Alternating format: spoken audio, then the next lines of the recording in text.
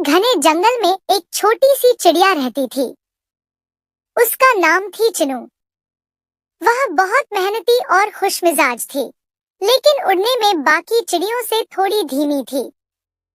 जंगल में हर साल उड़ान की एक बड़ी रेस होती थी, जिसमें सभी पक्षी हिस्सा लेते थे।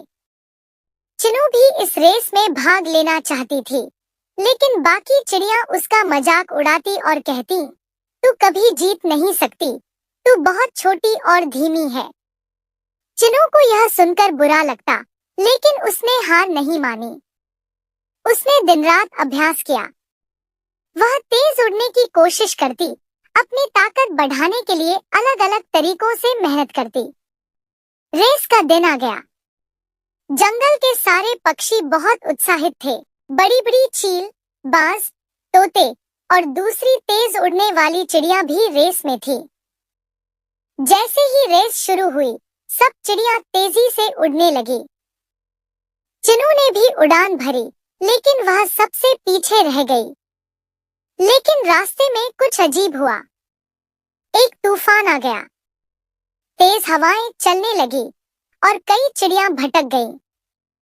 लेकिन चिनू ने अपने अभ्यास के दौरान सीखी एक खास तकनीक अपनाई। वह धीरे धीरे लेकिन सही दिशा में उड़ती रही। धीरे धीरे कई चिड़िया रास्ता भटक गईं या थक गईं, लेकिन चिनू अपने धैर्य और बुद्धिमानी से आगे बढ़ती रही। जब रेस खत्म हुई, तो सबने देखा कि चिनू सबसे पहले मंजिल तक पहुंच चुकी थी। सभी को यकीन नहीं हुआ।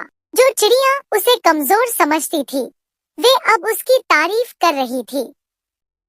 उन्होंने कहा, हमें लगता था कि तू नहीं जीत सकती, लेकिन तूने दिखा दिया कि मेहनत और समझदारी से कुछ भी संभव है। चिनू मुस्कुराई और बोली, तेजी से उड़ना ही सब कुछ नहीं होता, सही दिशा और धैर्य भी बहुत जरूरी है। सीख: मेहनत और धैर्य से कोई भी लक्ष्य हासिल किया जा सकता है।